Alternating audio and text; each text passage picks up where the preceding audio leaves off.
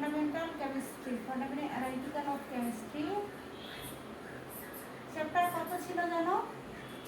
4 না 3? চ্যাপ্টার 3 না?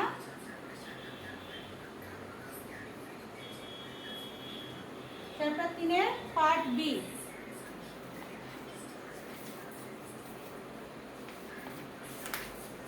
কি মনে নেই? কি ক্লাস চলতেছিল? চ্যাপ্টার 3 চলতেছিল ভরমাত্রিক বিশ্লেষণ, যেখানে আমরা অর্ধেক টপিক করেছিলাম, বাকি টপিকটা ছিল দ্রাব্যতার গুণফল, স্বল্প দ্রবণীয় লবণের দ্রাব্যতার গুণফল, দ্রাব্যতার গুণফলের মধ্যে সম্পর্ক প্রতিষ্ঠা করো। আর ছিল হচ্ছে ভরমাত্রিক বিশ্লেষণের মাধ্যমে সালফেট বা হচ্ছে ক্লোরাইড, এরপর হচ্ছে ফেরিক আয়নের পরিমাণ নির্ণয় করা। তাহলে প্রথম টপিকটা হচ্ছে স্বল্প দ্রবণীয় লবণ আর দ্রাব্যতার গুণফলের মধ্যে সম্পর্ক।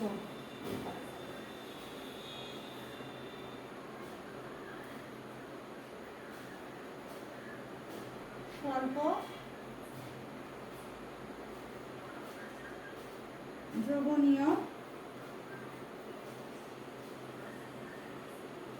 লবণের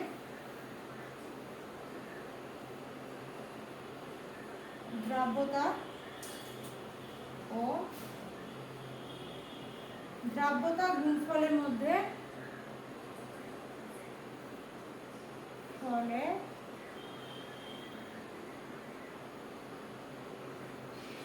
সম্পর্ক।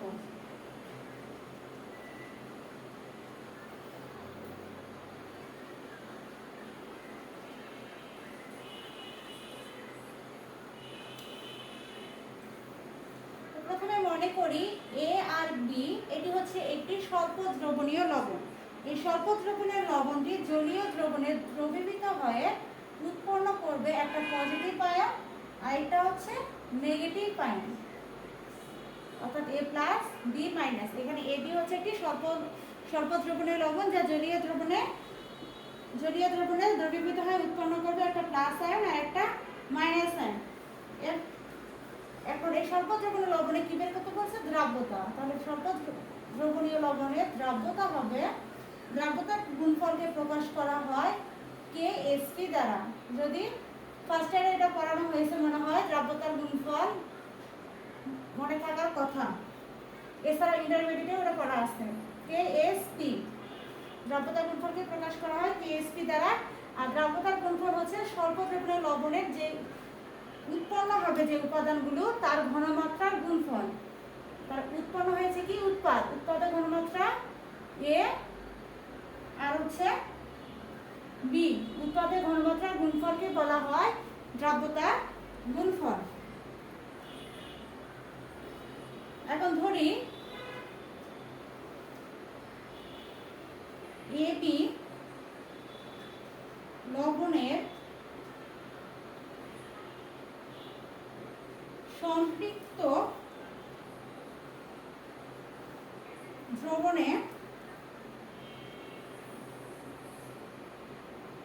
লবণটির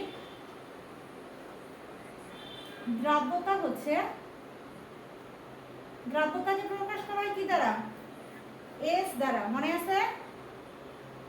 মোল লিটার ইনভার্স 1। এর একক হচ্ছে মোল লিটার ইনভার্স 1।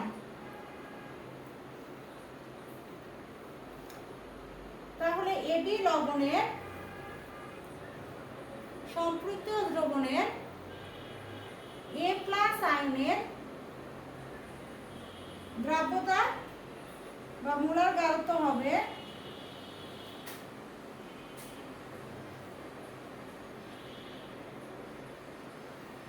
আয়নের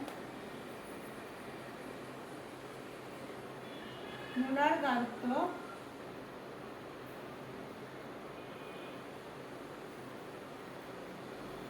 A plus S mole litre inverse 1। এরপর এবি লবণের সম্পৃক্ত দ্রবণের লবণটি বি প্লাস আয়নের মোলার গাঢ়ত্ব হবে বি প্লাস না বি মাইনাস। উত্তরটা কি ছিল? বি নেগেটিভ ছিল। মোলার ঘনমাত্রা মোলার গাঢ়ত্ব হবে এস মোল লিটার ইনভার্স 1, তাই না? অর্থাৎ যেহেতু এখানে এবি কি 1 মোল উৎপন্ন হয়েছে এ কি 1 মোল, বি উৎপন্ন হয়েছে 1 মোল, তার উৎপাদ এবং বিক্রিয়ক উভয়ই হচ্ছে 1 মোল করে। তাহলে এখানে এস ও হবে 1 মোল, শুধুমাত্র এস 1 ইনটু এস যদি হতো তাহলে কি হতো এসি হতো, তাই এখানে 1টা লেখার প্রয়োজন হয়নি। তাহলে এবি লবণের সম্পর্কিত দ্রবণ ধরলাম এস, আবার এ হচ্ছে আইনটি যেহেতু মোল গাঢ়ত্ব এখানে মোল হচ্ছে 1 মোল, তাহলে এখানে এস 1 ইনটু এস মানে হচ্ছে এস মোল, বি হচ্ছে 1 মোল, তাহলে এখানে হবে 1 ইনটু এস মানে হচ্ছে এস মোল। তাহলে কেএসপি কত হবে, কেএসপি এর মান কত বের হইছে এস, এরপর বির মানও হচ্ছে এস, তাহলে এখানে হচ্ছে এস স্কয়ার, তাই না? অতএব কেএসপি ইকুয়াল এস স্কয়ার বা এস রুট ওভার কেএসপি। এটি হচ্ছে স্বল্প দ্রবণীয় লবণের দ্রাব্যতা এবং দ্রাব্যতার গুণফলের মধ্যে সম্পর্ক। এস দ্বারা প্রকাশ করা হয় দ্রাব্যতা আর কেএসপি দ্বারা প্রকাশ করা হয় দ্রাব্যতার গুণফল। তাহলে এখানে 2 নম্বর, এখানে যে মনে করেন এই সমীকরণটা দিলাম 1 নম্বর, তাহলে 1 নম্বর সমীকরণের মধ্যে আমরা দেখতে পাচ্ছি যে এবি জাতীয় স্বল্প দ্রবণের দ্রাব্যতা লবণটি দ্রাব্যতা গুণফলের কিসের সমানুপাতিক, বর্গমূলের সমানুপাতিক। যদি এটা 1/√KSP হতো তাহলে বলতাম বর্গমূলের ব্যস্তানুপাতিক, যেহেতু এখানে 1/KSP নেই, এখানে শুধুমাত্র √KSP, তাহলে এটা হবে S সমানুপাতিক √KSP, এটা আর ব্যস্তানুপাতিক হবে না। তাহলে এখানে দ্রাব্যতা কি হবে, দ্রাব্যতার গুণফলের বর্গমূলের সমানুপাতিক। এটাই হচ্ছে স্বল্প দ্রবণীয় লবণের দ্রাব্যতা এবং দ্রাব্যতার গুণফলের মধ্যে সম্পর্ক।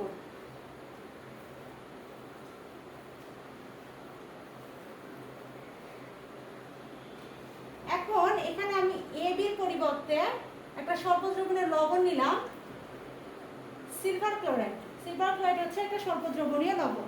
তাহলে এখানে সিলভার জলীয় দ্রবণে দ্রবীভূত হয়, উৎপন্ন করবে কি সিলভার প্লাস আয়ন আর ক্লোরিন মাইনাস আয়ন। তাহলে দ্রাব্যতার গুণফল এখানে কি হবে, উৎপাদগুলো হবে সিলভার প্লাস, এখানে হবে ক্লোরিন মাইনাস।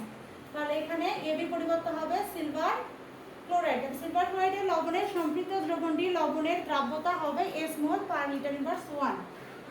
তাহলে এবার সিলভার ক্লোরাইড লবণের সম্পৃক্ত দ্রবণের এখানে A প্লাসের জায়গায় হবে সিলভার প্লাস, আয়নের মোলার গাঢ়ত্ব হবে এখানে কত সিলভার 1 মোল, এখানে সিলভার 1 মোল, এখানে ক্লোরিন হচ্ছে 1 মোল, তাহলে এখানে S ও হবে 1 ইনটু S মানে হচ্ছে শুধু S মোল লিটার ইনভার্স 1। আবার এখানে বি জায়গায় কি হবে ক্লোরিন, এখানে হবে ক্লোরিন, আবার এখানে ক্লোরিন কত মোল 1 মোল, তাহলে এখানে হবে শুধুমাত্র S। যদি এখানে 2 মোল হতো তাহলে এখানে তো 2S। এরপর কেএসপি কি হবে, তাহলে সিলভার আর ক্লোরিনের মোলার গাঢ়ত্ব মান S ইনটু S, তাহলে S into S, S square.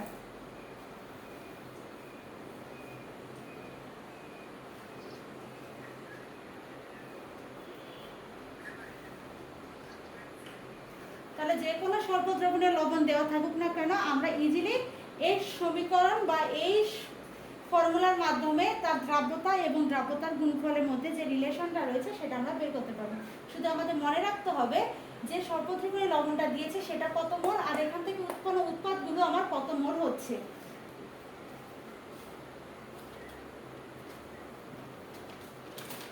এরপর আমরা ভরমাত্রিক বিশ্লেষণের মাধ্যমে কয়েকটা হচ্ছে যৌগ, যেমন একটা হচ্ছে ফেরিক আয়নের পরিমাণ নির্ণয়, আরেকটা হচ্ছে ফসফেট আয়নের পরিমাণ নির্ণয়, আরেকটা আছে হচ্ছে ক্লোরাইড আয়নের পরিমাণ নির্ণয়। তো তিনটার মধ্যে আমি যে কোনো একটা করে দিচ্ছি, সবগুলো একই, যে কোনো একটা করলেই হয়ে যাবে। ফর্মুলা 1,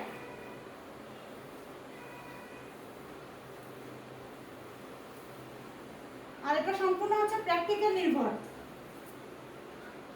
এই অংশটা থেকে প্র্যাকটিক্যাল থাকবে থার্ড ইয়ারে। ভরমাত্রিক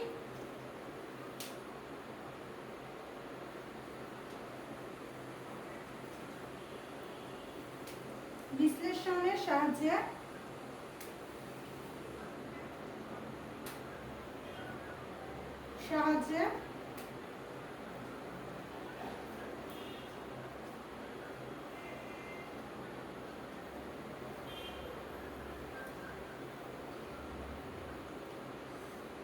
নমুনায়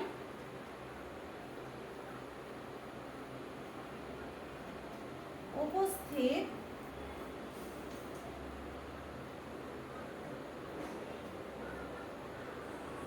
সালফেট আয়নের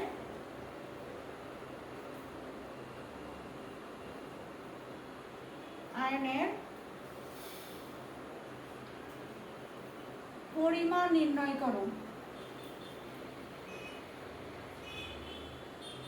এটা নির্ণয় করার জন্য অবশ্যই তোমাকে যেতে হবে একটা ল্যাবরেটরিতে।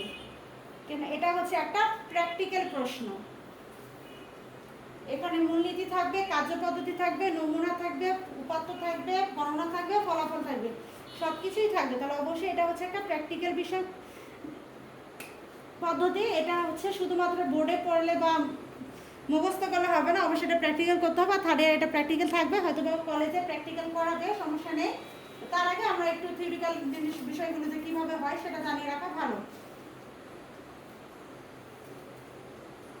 প্রথমে একটা বিকার নিতে হবে। হ্যাঁ, সেই বিকারটা হচ্ছে 500 মিলি একটা বিকার নিতে হবে। 500 মিলি বিকারে, আর মনে করি এখানে একটা পাত্র যৌগ নমুনা দেওয়া আছে হচ্ছে 0.3 গ্রাম।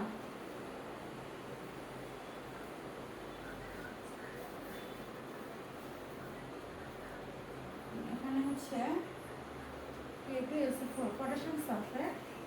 আচ্ছা, তাহলে হচ্ছে প্রথমে একটা 500 মিলি বিকার নিতে হবে। 500 মিলি বিকার নিয়ে যৌগ নমুনা থেকে 0.3 গ্রাম পটাশিয়াম সালফেট নিয়ে এতে আবার কি করতে হবে, তাহলে এখানে আবার কত গ্রাম নিতে হবে, 0.3 গ্রাম পটাশিয়াম সালফেট নিলাম। নেওয়ার পর আবার এখানে যোগ করতে হবে 25 মিলি পানি। তাহলে এখানে 25 মিলি, মনে করি এগুলো পানি, বুলেটে কত মিলি, 25 মিলি পানি যোগ করতে হবে। যোগ করার পরে এটা আবার যোগ করতে হবে হচ্ছে 0.03 থেকে 0.6 মিলি হাইড্রোক্লোরিক অ্যাসিড। আবার হাইড্রোক্লোরিক অ্যাসিডও যোগ করতে হবে। যোগ করে এখানে আবার পানি দিতে হবে। পানি দিয়ে যেন উক্ত দ্রবণটি হয় 220 থেকে 225 মিলি। তাহলে এখানে আরো পানি যোগ করে দ্রবণটাকে করতে হবে 220 থেকে 225 মিলি লঘু দ্রবণ করতে হবে। তাহলে প্রথম কার্যপদ্ধতিটা কি, প্রথমে একটি 500 মিলি বিকার নিতে হবে। এরপর সঠিকভাবে এবং সতর্কতার সাথে, কেন ভৌমাত্রিক বিশ্লেষণে ভুল হয়, তাই অতি সতর্কতার সাথে একটা নমুনা দ্রবণ থেকে বা যৌগ নমুনা থেকে 0.3 গ্রাম পটাশিয়াম সালফেট দ্রবণ নিতে হবে। কোথায় নিতে হবে, বিকারে নিতে হবে। তাহলে 0.3 গ্রাম পটাশিয়াম সালফেট দ্রবণ প্রথমে বিকারে নিলাম। নেওয়ার পরে এখানে আবার কি যোগ করব, 25 মিলি যোগ করার পরে এখানে 25 মিলি আবার পানি যোগ করব। তার প্রথমে যোগ করব পটাশিয়াম সালফেট 0.3 গ্রাম, এরপর যোগ করব 25 গ্রাম পানি। 25 গ্রাম পানি যোগ করার ফলে নমুনাটাকে পানি যখন যোগ করব তখন পটাশিয়াম সালফেট পানির সঙ্গে দ্রবীভূত হবে। দ্রবীভূত হওয়ার পরে এখানে আবার যোগ করতে হবে 0.1 থেকে 0.6 মিলি হাইড্রোক্লোরিক অ্যাসিড। হাইড্রোক্লোরিক অ্যাসিড যোগ করার ফলে পরে গিয়ে আবার কি করতে হবে, এই যে ভিতরে যে নমুনাগুলো রয়েছে যেগুলো যোগ করলাম, প্রথমে হচ্ছে পটাশিয়াম সালফেট 0.3 গ্রাম, এরপরে যোগ করলাম 25 মিলি পানি, তারপর আবার যোগ করলাম 0.3 থেকে 0.6 হাইড্রোক্লোরিক অ্যাসিড। এরপর আবার কি করব, সমস্ত নমুনাকে 220 থেকে 225 মিলি লঘু দ্রবণ করার জন্য পানি যোগ করব। 220 থেকে 225 মিলিলিটার পর্যন্ত পানি যোগ করব। পানি যোগ করার পরে এবার কার্যপদ্ধতি দ্রবণটা শেষ। এরপরে এই দ্রবণটাকে কি করব, ফুটাবো, অর্থাৎ তাপ দিব। দ্রবণটাকে তাহলে কি করতে হবে, তাপ দিতে হবে। তাপ কোথায় দেয়, বুনশের বার্নারে। মনে করে এটা হচ্ছে বুনশের বার্নার বা ত্রিপদী স্ট্যান্ড এখানে আছে একটা। এখানে বিকারে যে দ্রবণগুলো আছে, মনে করো এখানে বিকারটাতে দ্রবণগুলো আছে, এরপরে এখানে কি করব, তাপ দেবো। তাপ দিয়ে এটাকে পুরো দ্রবণটাকে কি করব, ফুটাবো। ফুটিয়ে এরপরে একটা বুলেট কল্পনা করব। এরপর একটা বুলেট তো চিনি, তাই না, প্র্যাকটিক্যাল করেছি বুলেট সিলিন্ডার টাইট্রেশনে, মনে আছে বুলেট কেমন।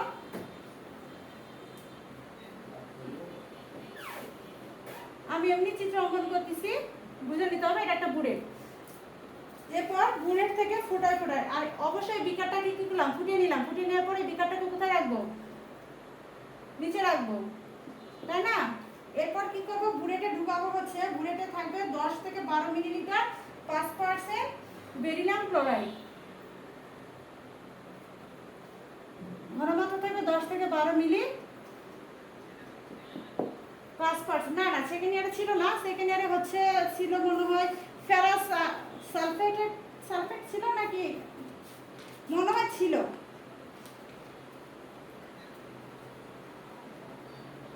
না না, সেকেন্ড ইয়ারে ছিল ফেরিক আর ফেরাস আয়ন নির্ণয়, আর এটা হচ্ছে সালফেট আয়ন বা হচ্ছে ক্লোরাইড আয়ন। মানে সেকেন্ড ইয়ারে রয়েছে কিছু কিছু, সেকেন্ড ইয়ারে ছিল ছোটভাবে, আর এটা হচ্ছে বিস্তারিতভাবে। সেকেন্ড ইয়ারটা ছিল আয়তমেট্রিক বিশ্লেষণ, আর এটা হচ্ছে ভরমাত্রিক বিশ্লেষণ। হ্যাঁ, এটা প্র্যাকটিক্যাল বিষয়, অবশ্যই প্র্যাকটিক্যাল আসবে। যদি প্র্যাকটিক্যাল থাকে, এটা কি হচ্ছে সমস্ত প্র্যাকটিক্যাল বিষয়, বিকার, রেজিস্ট্যান্ট, তারপর হচ্ছে বুলেট, এগুলো কই পাবো আমরা? প্র্যাকটিক্যাল ল্যাবে পাবো, তাই না? যেহেতু এটা একটা প্রশ্ন গ বিভাগে, তাই আমি এটা শুধুমাত্র বোর্ডে করাচ্ছি, আমি তো আর প্র্যাকটিক্যাল করে দেখাতে পারবো না, তাই না? আর এটা অবশ্যই কলেজে প্র্যাকটিক্যাল করাবে, যদি সেই কলেজটা যদি ক্লাস রেগুলার করে বা প্র্যাকটিক্যাল করে, তাহলে অবশ্যই এই প্র্যাকটিক্যালটা তারা করাবে। আর সেকেন্ড ইয়ারে আমরা যেটা করেছিলাম সেটা হচ্ছে আয়তমাত্রিক বিশ্লেষণ পদ্ধতি, আর এটা হচ্ছে ভরমাত্রিক বিশ্লেষণে। হ্যাঁ,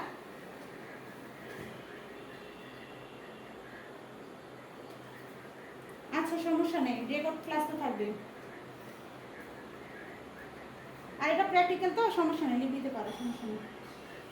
আচ্ছা, তাহলে আমি কইছিলাম এরপরে কি করব, বিকারে যে দ্রবণগুলোতে এটা ছিলই, এই দ্রবণ আমরা ফোটায় 10 থেকে 12 মিলি 5% বেরিলিয়াম ক্লোরাইড দ্রবণ যোগ করব।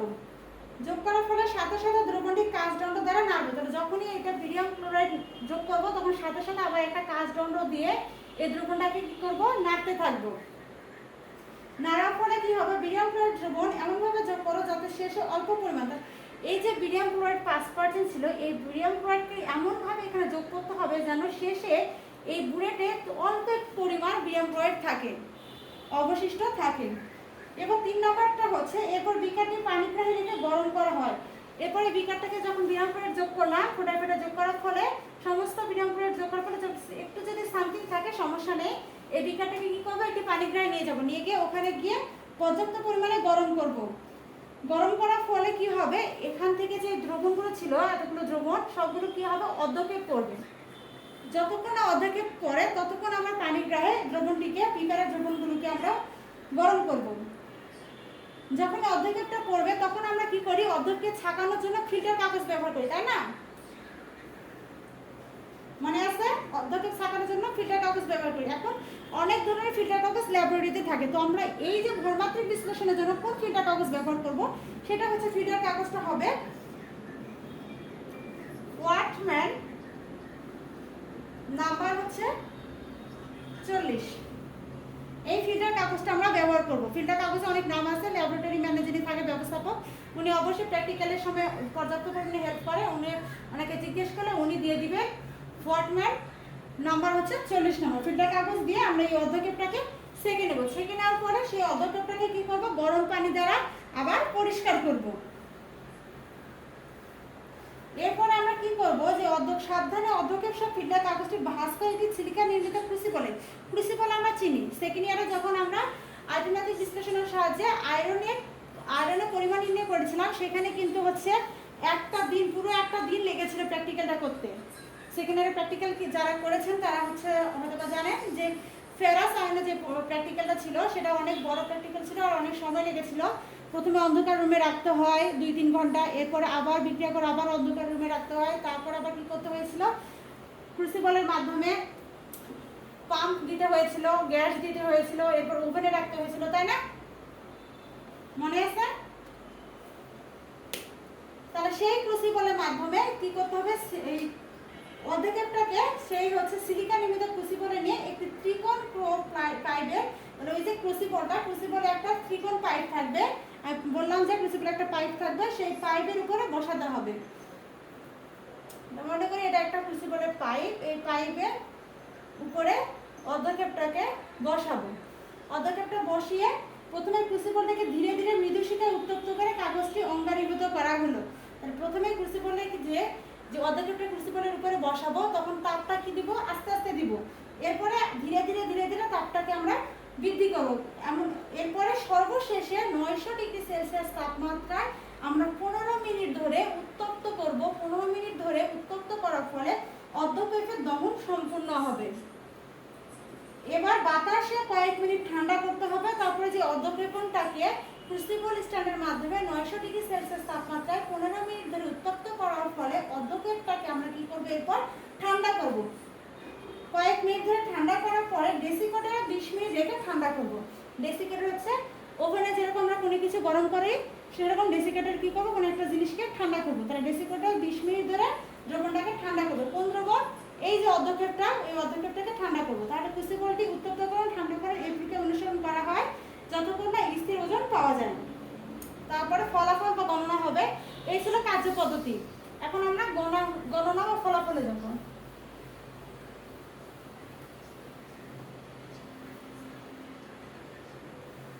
গণনা ও ফলাফল।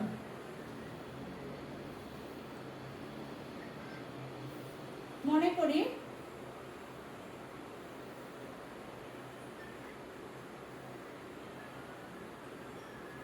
ঢাকনা সহ ক্রুসিবলের ওজন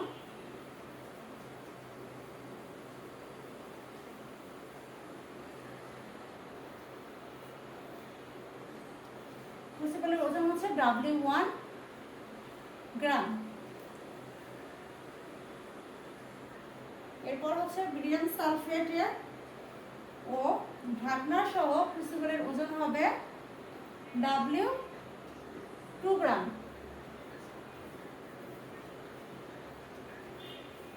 এরপর উৎপন্ন বেরিয়াম, হ্যাঁ সাজেশনে দেখবেন, খুঁজে পাবেন প্রশ্ন। আমি যে প্রশ্নগুলো দিয়েছি বোর্ড প্রশ্ন, যেগুলো খ এবং গ বিভাগে, ওখানে দেখেন এই প্রশ্নটা দেওয়া আছে।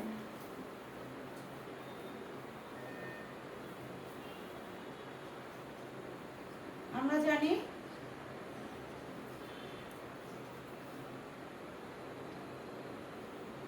কিছুদিন আগে প্রশ্ন দিয়েছে না, চেক করেন। সাজেশনও দেখবেন, বোর্ড প্রশ্ন দেওয়া আছে। সব প্রশ্ন বই থেকে আসবে এমন তো কিছু না, বোর্ড প্রশ্ন তো আমরা কমপ্লিট করাবো। পরীক্ষায় যে প্রশ্নগুলো আসবে আমরা সেই প্রশ্ন পড়াবো। অতিরিক্ত কেন পড়াবো? অতিরিক্ত পড়ে লাভ আছে? পরীক্ষায় যেটুকু দরকার সেটুকু। সিলেবাস তো কমপ্লিট করতে হবে। তাহলে এখানে সালফার, এখানে অক্সিজেন 4টা, তাহলে এর ভর কত আসবে? 96। আর এখানে আসবে 233.33।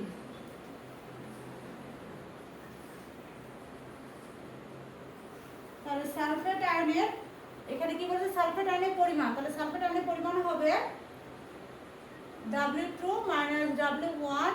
সূত্রটা হচ্ছে 100, এখানে কোন হয়েছে হচ্ছে 96 আর নিচে হচ্ছে এই মান।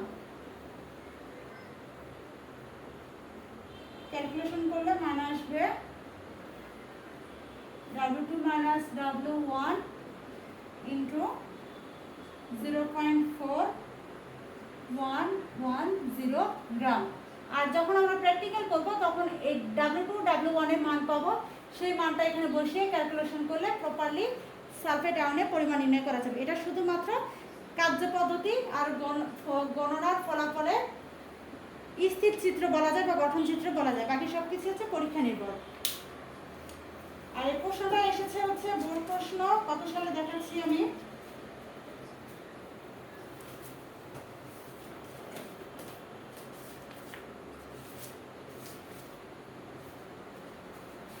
কত সালে? 2017 সালে। হ্যাঁ 2017 সালে আসছে। আবার হচ্ছে ক্লোরাইড আয়নের পরিমাণ নির্ণয়, এটা আসছে 2018 সালে। আবার আসছে আরেকটা ফেরিক আয়নের পরিমাণ নির্ণয়, এটা আসছে 2018 সালে। তাহলে এই জায়গাটা কতটা ইম্পর্টেন্ট, আর সবগুলো কিন্তু প্রশ্ন আসছে খুব কাছাকাছি বোর্ডে। 17-18 কিন্তু রিসেন্টলি কিছু বোর্ড। তাহলে এই প্রশ্নটা আসছে 3টা প্রশ্ন, আর এই 3টা প্রশ্ন তাহলে আমাদের পড়তে হবে। বই থাকুক বা না থাকুক, যেহেতু এটা বোর্ডে এসেছে আর 3টা বোর্ডে এসেছে, তাহলে অবশ্যই আমাদের এই টপিকটা করতে হবে। ক্লিয়ার? তাহলে নেক্সট অধ্যায় সামনে যে নেক্সট অধ্যায় হবে, নেক্সট অধ্যায় কী কী প্রশ্ন করতে হবে আমি ক্লাসের আগে অবশ্যই গ্রুপে দিয়ে দিব। তাহলে আজকের ক্লাস এই পর্যন্তই, নেক্সট ক্লাসে দেখা হচ্ছে।